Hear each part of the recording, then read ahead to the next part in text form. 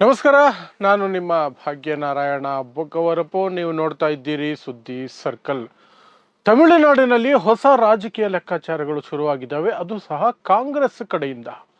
ಕಳೆದ 20 ವರ್ಷಗಳಿಂದ ಡಿಎಂಕೆ ಜೊತೆ ಮೈತ್ರಿಯಲ್ಲಿರುವಂತಹ ಕಾಂಗ್ರೆಸ್ ಈ ಬಾರಿ ಆ ಮೈತ್ರಿಯಿಂದ ಹೊರಗಡೆ ಬಂದು ಟಿವಿಕೆ ಪಕ್ಷ ದಳಪತಿ ವಿಜಯ್, ಆಕ್ಟರ್ ವಿಜಯ್ ಸ್ಥಾಪನೆ ಮಾಡಿಕೊಂಡಿರುವಂತಹ ತಮಿಳಗ ವೆಟ್ರಿ ಕಳಗಂ ಅನ್ನುವಂತಹ ಹೊಸ ಪಕ್ಷದೊಂದಿಗೆ ಮೈತ್ರಿ ಮಾಡಿಕೊಳ್ಳೋದಕ್ಕೆ ಮುಂದಾಗ್ತಾ ಇದೆ ಮತ್ತು ಆಲ್ಮೋಸ್ಟ್ ಮಾತುಕತೆಗಳು ನಡೀತಾ ಇದೆ. ಅದಕ್ಕೆ ಆರಂಭದ ರೀತಿಯಲ್ಲಿ ವಿಜಯ್ ಫಿಲಂ ಬಗ್ಗೆ ಸೆನ್ಸಾರ್ ಬೋರ್ಡ್ ಅಲ್ಲಿ ಅದು ಸಿಲುಕಿಕೊಂಡಿರುವ ಬಗ್ಗೆ ರಾಹುಲ್ ಗಾಂಧಿ ಧ್ವನಿ ಎತ್ತಿದ್ದಾರೆ ಮತ್ತು ವಿಜಯ್ಗೆ ಸಪೋರ್ಟ್ ಆಗಿ ಮಾತಾಡಿದ್ದಾರೆ. ಸೊ ಏನಿದು ಹೊಸ ಬೆಳವಣಿಗೆ? ಹಾಗಾದ್ರೆ ರಾಷ್ಟ್ರ ಮಟ್ಟದಲ್ಲಿ ಇಂಡಿಯಾ ಮೈತ್ರಿಕೂಟ ಅಂತಿದೆಯಲ್ಲ, ಅದು ಏನಾಗುತ್ತೆ ಮುಂದಕ್ಕೆ? ಯಾಕೆಂದ್ರೆ ಡಿಎಂಕೆ ಟಿವಿಕೆ ವಿಜಯ್ ಪಕ್ಷ ಏನಿದೆಯಲ್ಲ, ಅದು ಡಿಎಂಕೆಯನ್ನು ಟಾರ್ಗೆಟ್ ಮಾಡಿನೇ ತನ್ನ ಪಾಲಿಟಿಕ್ಸ್ ಮಾಡ್ತಿರೋದು. ಹಾಗಿರಬೇಕಾದ್ರೆ ಅವರಿಬ್ಬರೂ ಇಂಡಿಯಾ ಮೈತ್ರಿಕೂಟದಲ್ಲಿ ಇರೋದಕ್ಕೆ ಸಾಧ್ಯ ಇಲ್ಲ. ಕಾಂಗ್ರೆಸ್ ಟಿವಿಕೆ ಜೊತೆಯಲ್ಲಿ ಹೋದ್ರೆ ಇಂಡಿಯಾ ಮೈತ್ರಿಕೂಟದಲ್ಲಿ ಡಿಎಂಕೆ ಇರೋದು ಸಾಧ್ಯ ಇದೆಯಾ? ಸೊ ಏನೆಲ್ಲ ಬೆಳವಣಿಗೆಗಳಾಗ್ತಾ ಇದೆ ಈ ವರ್ಷ ತಮಿಳುನಾಡಿನಲ್ಲಿ ಇರುವಂತಹ ವಿಧಾನಸಭಾ ಚುನಾವಣೆಗಳ ಹಿನ್ನೆಲೆಯಲ್ಲಿ? ಸೊ ನಾನು ಹೇಳ್ದಂಗೆ ಈ ವರ್ಷ ಬಹಳ ಮುಖ್ಯವಾದ ಚುನಾವಣೆಗಳಲ್ಲಿ ತಮಿಳುನಾಡು ಚುನಾವಣೆಗಳು ಸಹ ಒಂದು. ಅಲ್ಲಿ ಡಿಎಂಕೆ ಮತ್ತೆ ಅಧಿಕಾರಕ್ಕೆ ಬರುತ್ತೆ ಅನ್ನುವಂಥದ್ದು ಮೇಲ್ನೋಟಕ್ಕೆ ಕಂಡು ಬರ್ತಿದೆ. ಬಟ್ ತಮಿಳುನಾಡಿನ ಪಾಲಿಟಿಕ್ಸ್ ಅನ್ನ ನೀವು ಯಾವತ್ತೂ ಸಹ ಒಪಿನಿಯನ್ ಪೋಲ್ಸು, ಎಕ್ಸಿಟ್ ಪೋಲ್ಸ್ ರೀತಿಯಲ್ಲಿ ನೋಡೋದಕ್ಕೆ ಬರೋದಿಲ್ಲ. ಅಲ್ಲಿ ಯಾವಾಗ ಯಾರು ಅಧಿಕಾರಕ್ಕೆ ಬರ್ತಾರೆ, ಯಾರು ಸೋತ್ ಹೋಗ್ತಾರೆ ಅಂತ ಹೇಳಲಿಕ್ಕೆ ಬರಲ್ಲ. ಹಾಗಾಗಿ ಡಿಎಂಕೆ ಮುಂದಿದೆ ಅಂತ ಹೇಳಬಹುದು ಅಷ್ಟೇ ಹೊರತು ಖಂಡಿತ ಅದೇ ಬರುತ್ತೆ ಅಂತ ಹೇಳಕ್ಕಾಗಲ್ಲ. ಆದರೆ ಇದರ ನಡುವೆ ಟಿವಿಕೆ ಅನ್ನುವಂತಹ ಪಕ್ಷ, ತಮಿಳಗ ವೆಟ್ರಿ ಕಳಗಂ ಅನ್ನುವಂತಹ ಪಕ್ಷ, ಥಲಪತಿ ಅಂತ ಅಲ್ಲಿ ಕರೀತಾರೆ, ನಾವು ದಳಪತಿ ಅಂದ್ರೆ ವಿಜಯ್ ಅನ್ನುವಂತಹ ಆಕ್ಟರ್ ಇದಾರಲ್ಲ, ಅವರು ಸ್ಥಾಪನೆ ಮಾಡಿರುವಂತಹ ಪಕ್ಷ. ಆ ಪಕ್ಷ ಸ್ಥಾಪನೆ ಆದ ತಕ್ಷಣ ಬಹಳ ಜನರನ್ನು ಸೆಳೀತಾ ಇದೆ. ಕಾರಣ ಫಿಲಂ ಸ್ಟಾರ್ ಅನ್ನೋದೊಂದು, ಫ್ಯಾನ್ ಫಾಲೋಯಿಂಗ್ ದೊಡ್ಡ ಮಟ್ಟದಲ್ಲಿದೆ ಅನ್ನೋದು ಇನ್ನೊಂದು. ಆ ಎರಡೂ ಕಾರಣಗಳು ಇರಬಹುದು. ಆದರೆ ಕರೂರ್ ಅನ್ನುವಂತಹ ಪ್ರದೇಶದಲ್ಲಿ ಕಾಲ್ತುಳಿತ ನಡೆದು ಆ ಟಿವಿಕೆ ಪಕ್ಷದ ಕಾರ್ಯಕ್ರಮದಲ್ಲಿ ಸುಮಾರು 40 ಜನ ಜೀವ ಕಳ್ಕೊಂಡ್ರು. ಆ ಸಂದರ್ಭದಲ್ಲಿ ಆಕ್ಟರ್ ವಿಜಯ್ಗೆ, ಟಿವಿಕೆ ಪಕ್ಷಕ್ಕೆ ಬಹಳ ಹಿನ್ನಡೆಯಾಯಿತು. ಯಾಕೆಂದ್ರೆ ಅವ್ರು ಯಾರು ಸಹ ಆಸ್ಪತ್ರೆಗೆ ಹೋಗಿ ನೋಡಲಿಲ್ಲ, ಆ ವ್ಯವಸ್ಥೆಗಳು ಸರಿಯಾಗಿ ಮಾಡಲಿಲ್ಲ, ಏನೇನೋ ಆರೋಪಗಳು ಬಂದವು. ಆಸ್ಪತ್ರೆಗೆ ಹೋಗಲಿಲ್ಲ, ಹೋದ್ರೆ ಜನ ಅಲ್ಲಿ ಮತ್ತೆ ಕಾಲ್ ತುಳಿತ ಆಗುತ್ತೆ ಅನ್ನೋ ಭಯಕ್ಕೆ ಹೋಗಿಲ್ಲ ಅಂತ ಅವ್ರು ಹೇಳ್ಕೊಂಡ್ರು. ಬೇರೆಯವ್ರು ಹೇಳಿದ್ರು ಅಲ್ಲಿಗೆ ಬಂದ್ರೆ ಜನ ಹೊಡಿತಾರೆ ಅಂತ ಹೆದರ್ಕೊಂಡು ಓಡೋದ್ರು ಅಂತ. ಸುಮಾರು 1 ತಿಂಗಳು ಆ ಪಕ್ಷ ಇದೆಯಾ ಅನ್ನುವ ರೀತಿಯಲ್ಲಿ ಸೈಲೆಂಟ್ ಆಗಿಬಿಟ್ಟಿತ್ತು.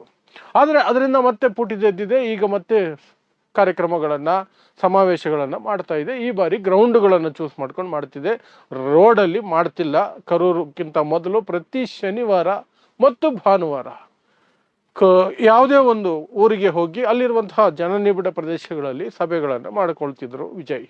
ಆದರೆ ಈಗ ಅದನ್ನು ನಿಲ್ಲಿಸಿದ್ದಾರೆ, ಬೇರೆ ರೀತಿ ಮಾಡ್ತಿದ್ದಾರೆ. ಅದು ಒಂದು ಕಡೆ. ಆದರೆ ತಮಿಳುನಾಡಿನಲ್ಲಿ ಡಿಎಂಕೆ ಮತ್ತು ಕಾಂಗ್ರೆಸ್ ಕಳೆದ 20 ವರ್ಷದಿಂದ ಮೈತ್ರಿಯಲ್ಲಿದೆ ಮತ್ತು ರಾಷ್ಟ್ರ ಮಟ್ಟದಲ್ಲಿ ಇಂಡಿಯಾ ಮೈತ್ರಿಕೂಟದ ಭಾಗವಾಗಿದ್ದಾವೆ. ಎರಡೂ ಬಹಳ ಮುಖ್ಯವಾದ ಪಕ್ಷಗಳು ಇಂಡಿಯಾ ಮೈತ್ರಿಕೂಟದಲ್ಲಿ. ಆದರೆ ತಮಿಳುನಾಡಿನಲ್ಲಿ ಕಾಂಗ್ರೆಸ್ ಅಸಮಾಧಾನದಲ್ಲಿದೆ. ಯಾಕೆ ಅಂದರೆ ತಮಿಳುನಾಡಿನಲ್ಲಿ ಕಾಂಗ್ರೆಸ್ ಮೈತ್ರಿ ಪಕ್ಷವಾಗಿದ್ದರೂ ಸಹ ಆ ಮೈತ್ರಿ ಅನ್ನುವಂಥದ್ದು ಕೇವಲ ಚುನಾವಣೆಗೆ ಮಾತ್ರ ಸೀಮಿತ. ಸರ್ಕಾರದಲ್ಲಿ ಭಾಗಿಯಾಗೋದಕ್ಕೆ ಡಿಎಂಕೆ ಇಲ್ಲಿಯವರೆಗೂ ಕಾಂಗ್ರೆಸ್ಗೆ ಅವಕಾಶ ಮಾಡಿಕೊಟ್ಟಿಲ್ಲ. ಅಂದ್ರೆ ಚುನಾವಣೆ ಸಂದರ್ಭದಲ್ಲಿ ಸೀಟ್ ಶೇರಿಂಗ್ ಆಗುತ್ತೆ, ನಿಮಗೆ ಒಂದಷ್ಟು ಸೀಟ್ ಬಿಟ್ಕೊಡ್ತೀವಿ, ನೀವು ಚುನಾವಣೆಗೆ ಎಷ್ಟು ಜನ ಗೆಲ್ತಾರೋ ಅದು ನಿಮಗೆ ಬಿಟ್ಟಿದ್ದು. ಆ ನಂತರ ನಿಮಗೂ ಸರ್ಕಾರದ ವಿಚಾರದಲ್ಲಿ ಸಂಬಂಧ ಇಲ್ಲ. ನಿಮ್ಮ MLAಗಳನ್ನ ನಾವು ಸರ್ಕಾರದಲ್ಲಿ ಮಂತ್ರಿ ಮಾಡಲ್ಲ. ಇದು ಡಿಎಂಕೆ ಮೊದಲಿನಿಂದ ಪಾಲಿಸ್ಕೊಂಡು ಬರ್ತಿರುವಂತಹದ್ದು. ಸೇಮ್ AIADMKಯು ಸಹ ಬಿಜೆಪಿ ಮೈತ್ರಿಗೆ ಅದೇ ಕಂಡೀಷನ್ ಇಟ್ಟಿರೋದು. ಸರ್ಕಾರ ರಚನೆ ಆದರೆ ನಮ್ದು, ನೀವು ಸರ್ಕಾರದ ಭಾಗವಾಗಿರಲ್ಲ, ಚುನಾವಣೆಗಳಿಗೆ ಮಾತ್ರ ಮೈತ್ರಿ ಅಂತ. ಇದು ಕಾಂಗ್ರೆಸ್ಗೆ ಸ್ವಲ್ಪ ಇರಿಸು ಮುರುಸನ್ನ ಮಾಡ್ತಿದೆ. ಕಳೆದ ಬಾರಿ 2021ರಲ್ಲಿ 25 ಸೀಟ್ ಬಿಟ್ಟುಕೊಟ್ಟಿತ್ತು ಡಿಎಂಕೆ ಕಾಂಗ್ರೆಸ್ಗೆ. ಅದರಲ್ಲಿ ಕಾಂಗ್ರೆಸ್ 18 ಜನರನ್ನ ಗೆಲ್ಲಿಸ್ಕೊಳ್ತು. ಅಂದ್ರೆ 18 ಜನ ಗೆದ್ದರು. 18 MLAಗಳು ಇದ್ದರೂ ಸಹ ಡಿಎಂಕೆ ಸರ್ಕಾರದಲ್ಲಿ ಮಂತ್ರಿಗಿರಿಯನ್ನ ಕಾಂಗ್ರೆಸ್ ಅವರಿಗೆ ಒಬ್ರಿಗೂ ಕೊಡ್ಲಿಲ್ಲ. ಅವ್ರು ಹೇಳಿದ್ದು ಒಂದೇ ಮಾತು, ಚುನಾವಣೆಗೆ ಮಾತ್ರ ಮೈತ್ರಿ, ಸರ್ಕಾರದಲ್ಲಿ ನಿಮಗೆ ಭಾಗ ಇಲ್ಲ. ಅದೇ ಡೈಲಾಗನ್ನು ಮತ್ತೆ ಹೇಳ್ತಿದ್ದಾರೆ ಮತ್ತು ಕಳೆದ ಬಾರಿ 25 ಸೀಟ್ ಕೊಟ್ಟಿದ್ರಲ್ಲ, ಅದನ್ನು ಈ ಬಾರಿ 19ಕ್ಕೆ ಇಳಿಸಿದ್ದಾರೆ DMK ಅವರು. 19 ಸೀಟೇ ಕೊಡ್ತೀವಿ ಅಂತ. ಬಟ್ ಕಾಂಗ್ರೆಸ್ ಹೇಳ್ತಿದೆ ಲೋಕಸಭಾ ಚುನಾವಣೆಯಲ್ಲಿ ನಮ್ಮ ವೋಟ್ ಶೇರ್ ನೋಡಿ, ಅದು ನೋಡಿ, ಇದು ನೋಡಿ, ನಮಗೆ ಇನ್ನೂ ಹೆಚ್ಚಿಗೆ ಸೀಟುಗಳು ಬೇಕು. ನೀವು 25ಕ್ಕಿಂತ ಕಡಿಮೆ ಇಳಿಸಿ 19ಕ್ಕೆ ಬರ್ತಿದ್ದೀರಾ, ನಾವು ಕಳೆದ ಬಾರಿಗಿಂತ ಹೆಚ್ಚು ಸೀಟುಗಳನ್ನು ನಿರೀಕ್ಷೆ ಮಾಡ್ತಿದ್ದೀವಿ ಅಂತ ಕಾಂಗ್ರೆಸ್ಸು ಡಿಸೆಂಬರ್ 15ನೇ ತಾರೀಕಿನ ಒಳಗಡೆ ಕಂಪ್ಲೀಟ್ ಆಗಿಬಿಡಬೇಕು ಸೀಟ್ ಶೇರಿಂಗ್ ಅಂತ ಕಾಂಗ್ರೆಸ್ ಷರತ್ತು ಹಾಕಿತ್ತು. ಡಿಸೆಂಬರ್ 15 ಮುಗೀತು, ಜನವರಿ 15 ಬಂದಾಯಿತು. ಇನ್ನೂ ಆಗಿಲ್ಲ, 1 ತಿಂಗಳು ಕಳೆದೋಗಿದೆ, ಆ ಡೆಡ್ಲೈನ್ ಮುಗಿದು.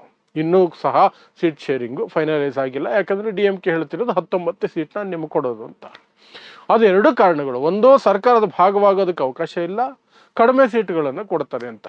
ಈಗ TVK ಪಕ್ಷದ ಜೊತೆಯಲ್ಲಿ ಮೈತ್ರಿ ಮಾಡಿಕೊಳ್ಳುವಂಥ ಪ್ರಯತ್ನವನ್ನು ಆ ಕಾರಣಕ್ಕೆ ಕಾಂಗ್ರೆಸ್ ಮಾಡ್ತಿರೋದು. ಆ ಆಸಕ್ತಿಯನ್ನು ಯಾರೋ ಲೋಕಲ್ ಲೀಡರ್ಸು ಅಥವಾ ನ್ಯಾಷನಲ್ ಲೆವೆಲಲ್ಲೇ ಬೇರೆ ಯಾರಾದರೂ ತೋರಿಸಿದ್ರು ಓಕೆ, ಬಟ್ ತೋರಿಸಿರುವಂಥದ್ದು ರಾಹುಲ್ ಗಾಂಧಿ. ಸ್ವತಃ ರಾಹುಲ್ ಗಾಂಧಿ ಈ ಮೈತ್ರಿ ಮಾಡಿಕೊಳ್ಳಲೇಬೇಕು ಅನ್ನುವಂಥ ನಿರ್ಧಾರಕ್ಕೆ ಬಂದ ಹಾಗಿದೆ.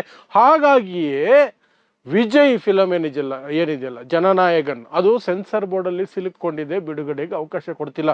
ಕಳೆದ ವಾರ 2 ವಾರಗಳ ಹಿಂದೆನೇ ಅದು ಬಿಡುಗಡೆ ಆಗಬೇಕಾಗಿತ್ತು. ಡೇಟ್ಗಳನ್ನು ಪೋಸ್ಟ್ಪೋನ್ ಮಾಡಿಕೊಂಡೇ ಬರ್ತಿದ್ದಾರೆ. ಇಲ್ಲಿಯವರೆಗೆ ಆಗ್ತಾನೆ ಇಲ್ಲ, ಸೆನ್ಸರ್ ಬೋರ್ಡಲ್ಲಿ ಪಾಸ್ ಮಾಡ್ತಿಲ್ಲ. ಕೆಲವು ಕಟ್ಟುಗಳನ್ನು ಸೂಚನೆ ಮಾಡಿದೆ, ಅದಕ್ಕೆ ಸಿನಿಮಾದವರು ಒಪ್ತಿಲ್ಲ, ವಿಜಯ್ ಒಪ್ತಿಲ್ಲ. ಹಾಗಾಗಿ ಅದು ಹಾಗೆ ಪೆಂಡಿಂಗ್ ಇದೆ. ಆ ವಿಚಾರವಾಗಿ ರಾಹುಲ್ ಗಾಂಧಿ ಟ್ವೀಟ್ ಮಾಡಿ ಎಕ್ಸಲ್ಲಿ ಒಂದು ಪೋಸ್ಟ್ ಹಾಕಿ ವಿಜಯ್ಗೆ ಸಪೋರ್ಟನ್ನು ವ್ಯಕ್ತಪಡಿಸಿದ್ದಾರೆ. ಇದು ತಮಿಳು ಕಲ್ಚರ್ ಮೇಲೆ ದಾಳಿ ಅಂತ ರಾಹುಲ್ ಗಾಂಧಿ ಹೇಳಿದ್ದಾರೆ. ವಿಜಯ್ನ ಟಾರ್ಗೆಟ್ ಮಾಡ್ತಿದ್ದಾರೆ ಅಂತ ರಾಹುಲ್ ಗಾಂಧಿ ಹೇಳ್ಕೊಂಡಿದ್ದಾರೆ. ಆ ಮೂಲಕ TVK ಪಕ್ಷಕ್ಕೆ ಸಮೀಪ ಬರುವಂಥ ಪ್ರಯತ್ನ ಮಾಡ್ತಿದ್ದಾರೆ ರಾಹುಲ್ ಗಾಂಧಿ ಅನ್ನುವಂಥ ಮಾತುಗಳ ನಡುವೆನೇ ಆಲ್ರೆಡಿ ಒಂದಷ್ಟು ಮಾತುಕತೆ ಒಳಗೊಳಗೆ ಆಗಿದೆ TVK ಮತ್ತು ಕಾಂಗ್ರೆಸ್ ನಡುವೆ.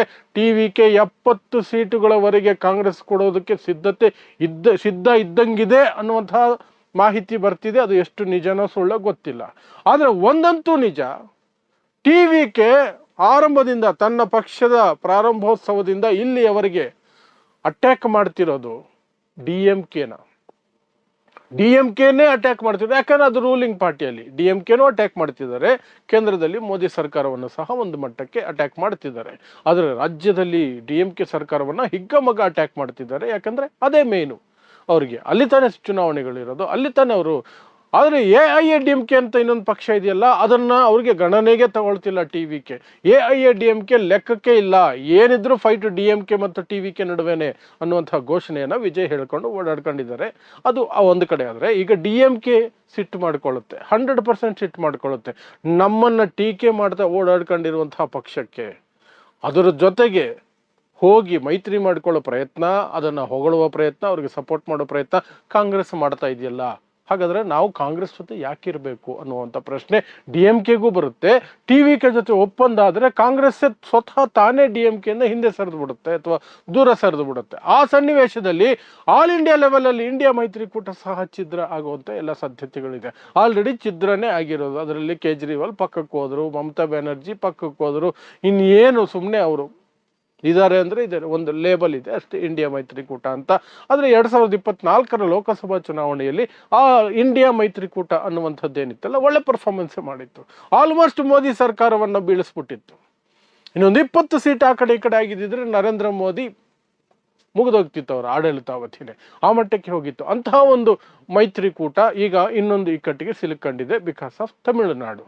ಸೊ ಇದೆಲ್ಲವೂ ಈ ಕಡೆ ನಡೀತಾ ಇದ್ರೆ, ಇನ್ನೊಂದು ಕಡೆ BJPಯು ಸಹ ಪ್ರಯತ್ನ ಮಾಡ್ತಿದೆ TVK ಜೊತೆ ಹೊಂದಾಣಿಕೆ ಮಾಡ್ಕೊಳ್ಳೋಕ್ಕೆ, ಮೈತ್ರಿ ಮಾಡ್ಕೊಳ್ಳೋದಕ್ಕೆ.